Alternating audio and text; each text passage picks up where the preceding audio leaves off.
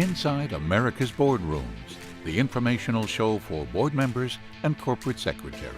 Brought to you with Knowledge Partners, Diligent, PwC, Center for Audit Quality, Spencer Stewart, the Conference Board, and Corporate Board Member, along with content contributors Equilar, Meridian Compensation Partners, Wilson Sonsini Goodrich and Rosati, Donnelly Financial Solutions, and the Society for Corporate Governance.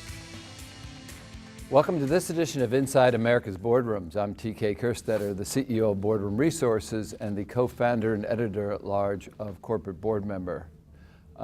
Today, we are actually at a Corporate Board Member annual Boardroom Summit, and directors and CEOs are in to find out more about boardroom trends and governance issues. And it's a great place for us because we get a chance to come across directors and experts on topics that we like to talk about. And today, what we want to talk about is something that's certainly been on the minds of more than just the directors, and that is the questions that boards should ask when considering stock buybacks. And joining us is a familiar face. We welcome back Paul DeNicola, who's a principal with PwC's Governance Insights Center. Welcome, Paul. Thanks, TK. This is no insignificant issue. We've unfortunately seen government get involved now. We've seen the Democrats talk about this and how it affects things, and we've seen Senator Rubio talk about why maybe we should take away the tax benefit. But let's first start at, we've seen a big increase. Why are we seeing this increase in interest in stock buybacks by companies? Sure. So at the end of 2017, companies had a record amount of cash on their balance sheets. Now you couple that with tax reform here in the U.S., which reduced the corporate tax rate and also gave companies greater access to cash that they would have outside of the U.S. That's a formula for having more, even greater amounts of cash on a balance sheet. So what have companies done with it? They've taken some steps with that cash. They've given one-time bonuses to employees or increased worker benefits. They've made some capital investments. They've reduced debt. But they've also taken significant steps to buy back shares or increase their dividends. And for 2018, we saw a record number of share buybacks here in the U.S. It was $1 trillion in buybacks over 2018. And all indicators are that we're seeing the first couple of months of 2019 have the same sort of behaviors. So buybacks aren't new, though. So, you know, I understand we're at record levels, but why is it so debatable? Why all of a sudden, you know, is it such an issue? So I think you mentioned the what's going on legislatively. So you certainly had Senator Sanders and Senator Schumer have said that they're going to propose legislation or a bill that would require companies to first invest in their employees and the communities in which they operate before they buy back shares. Their argument is essentially that 85% of equities are owned by 10% of the population in the U.S.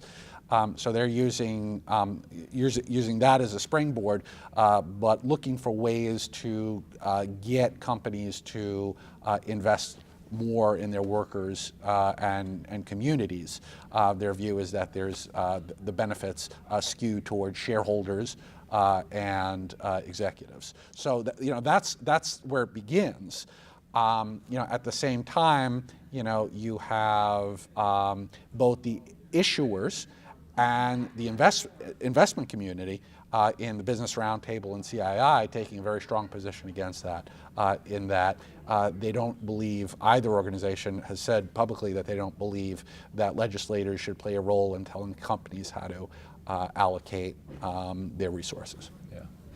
So the meat of this session is supposed to be us providing, here's a set of questions that a board member should be asking prior to them, pulling the trigger on share buybacks. So share what you think are those issues that they should be on top of. So I'd say for a director, it comes down to 3 key areas. The first of which is evaluating management's rationale for proposing to do a buyback, as opposed to other forms of use of that capital. So if you think of things like acquisition opportunities, new products, R&D, entering new markets, securing employee talent, how has management weighed all of those uses for cash? And all important issues. Yes. Yeah. Okay. So that would be one, the sort of rationale behind it.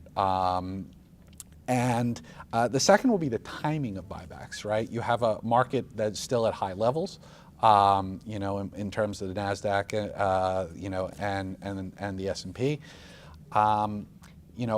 Is the timing of our buybacks ideal? Are we buying high, right? Based on not only the overall market performance, but the individual company performance. So I'd say timing is the second issue I think directors should ask about.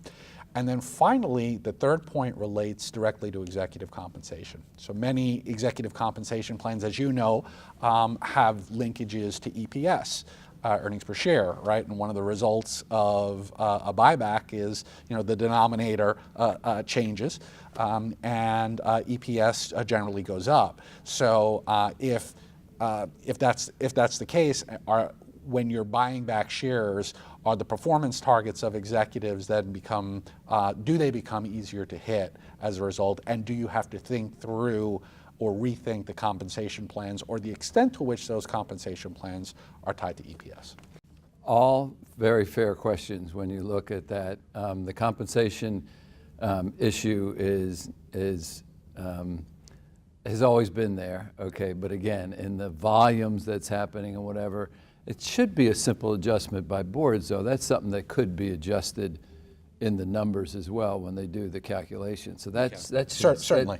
That's not an argument that really holds a whole lot of water on those, but the others do. And those are great questions, Paul, and I want to thank you for taking the time to sort of set our audience straight on stock buybacks. Thanks for having me, TK. And that will conclude this edition of Inside America's Boardrooms. We hope you enjoyed the show. We'll be back again next week when we take another look at a critical topic that'll help you be a better board member or committee member. So we'll see you then. Join us again next week for Inside America's Boardrooms. Brought to you with Knowledge Partners, Diligent, PwC, Center for Audit Quality, Spencer Stewart, the Conference Board, and Corporate Board Member, along with content contributors Equilar, Meridian Compensation Partners, Wilson Sonsini Goodrich and Rosati, Donnelly Financial Solutions, and the Society for Corporate Governance.